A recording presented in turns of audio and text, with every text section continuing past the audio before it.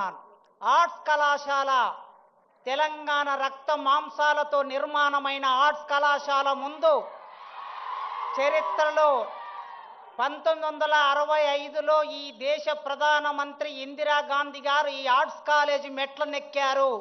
ఆ తర్వాత మొదటి ముఖ్యమంత్రి ఈ ఆర్ట్స్ కాలేజీ మెట్లెక్కారు రేవంత్ రెడ్డి గారు. చరిత్ర మౌనంగా ఉంటది, చరిత్ర సంభాషిస్తుంది, చరిత్ర ఒక్కొక్కసారి సంవాదం నడుపుతుంది. అలాంటి చరిత్రలో భాగమవుతున్న ముఖ్యమంత్రి వర్యులు ఎప్పుడో 25-30 ఏళ్ల కిందట గీతమ్మను ప్రేమించాడు, పెళ్లి చేసుకున్నాడు.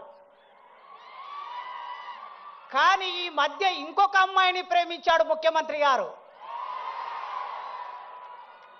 విద్య అనే పేరు కలిగిన అమ్మాయిని ప్రేమిస్తున్నాడు.